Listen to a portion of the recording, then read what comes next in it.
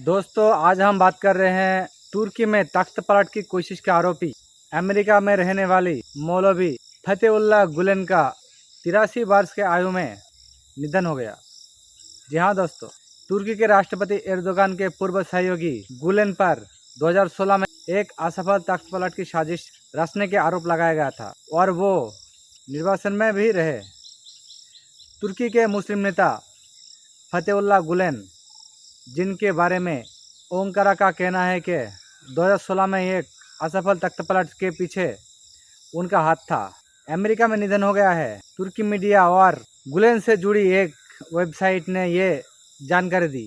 वो 83 वर्ष के थे। गुलेन के उपदेशी को प्रकाशित करने वाली वेबसाइट हरकुल ने सोमवार को अपने एक्स अकाउंट पर कहा कि गुलेन की शनिवार शाम को अस्पताल में मृत्यु हो गई, जहां उनका इलाज चल रहा था। जी हाँ दोस्तों, और यही नहीं दोस्तों, दोलान हिजमैन का निर्माण भी किया उन्होंने, लेकिन बाद के वर्षों में उन पर तुर्की के राष्ट्रपति एर्दोगान के खिलाफ तख्त पलट की कोशिश करने का आरोप लगाया गया। हालांकि उन्होंने इन आरोपों को इनकार किया। वो एक समय एर्दोगान के सहयोगी थे, लेकिन बाद में दोनों के बीच बहुत बड़ा मनभेद हो गया और एर्दोगान ने उन्हें तख्त पलट के लिए जिम्मेदार ठहराया। और यही नहीं, जिसमें तुर्क सैनिकों ने युद्धक विमान, टैंक और हेलीकॉप्टर पर कब्जा कर लिया था। सत्ता पर कब्जा करने की कोशिश में करीब 250 लोग मारे गए। गुलेन 1999 से अमेरिका में स्वनिर्वासन में रह रहे थे।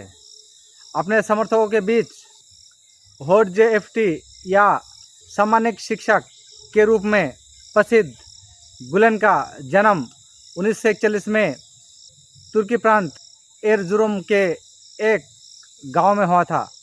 एक इमाम के बेटे के रूप में उन्होंने बहुत छोटी उम्र से ही कुरान का अध्ययन किया था।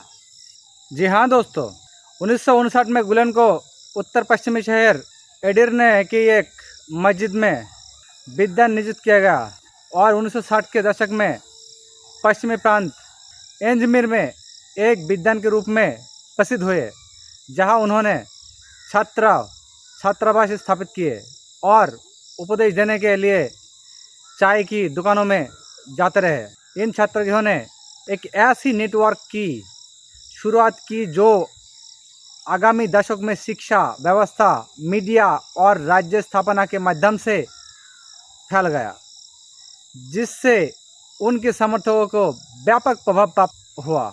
ये प्रभाव स्कूलों के एक नेटवर्क के माध्यम से तुर्की के सीमाओं से आगे मध्य एशिया, बाल्कन, अफ्रीका और पश्चिम के तुर्की गणराज्य तक भी फैल गया।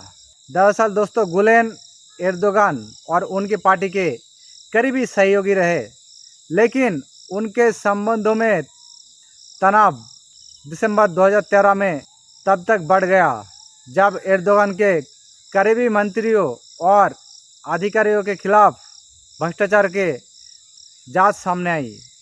दोस्तों, माना जाता है कि गुलेन के हिजमन आंदोलन के अभियोजक और पुलिस इस जांच के पीछे थे और 2014 में गुलेन के लिए गिरफ्तारी वारंट जारी किया गया था।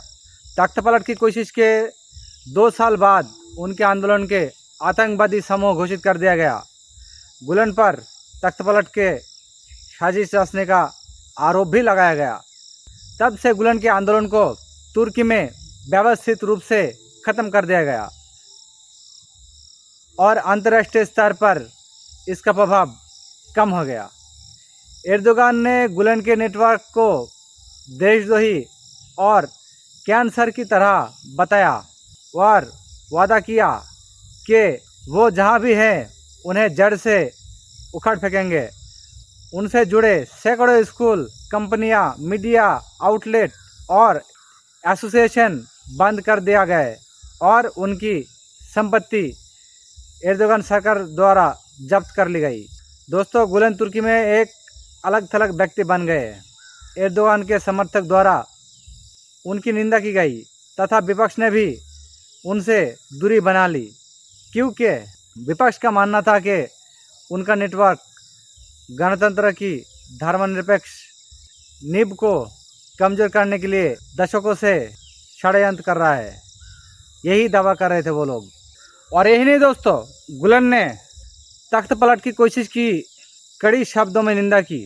उन्होंने कहा पिछले 5 दशकों में कई सैन्य तख्त पलटों से पीड़ित होने वाले व्यक्ति के रूप में इस तरह के प्रयास से किसी भी तरह का संबंध होने का आरोप लगाया जाना विशेष रूप से अपमानजनक है। जी हाँ दोस्तों, इसके बाद की गई कार्रवाई में, जिसके बारे में सरकार ने कहा कि ये कार्रवाई गुलन के अनुपयोगियों को निशाना बनाकर की गई। कम से कम 77,000 लोगों को गिरफ्तार किया गया तथा शिक्षकों, न्यायाधीशों और सैनिकों सहित 1.5 लाख राज्य कर्मचारियों को आपातकालीन शासन के तहत निलंबित कर दिया गया। गुलन से कथित तौर पर जुड़ी कंपनियां और मीडिया आउटलेट्स के राज्य द्वारा जब्त कर लिया गया और उसे बंद कर दिया गया। जी हाँ दोस्तों, तुर्की सरकार ने कहा तख्त पलट से राज्य के होने वाले खतरे को गंभीरता को देखते हुए उसकी कार्रवाई उचित थी।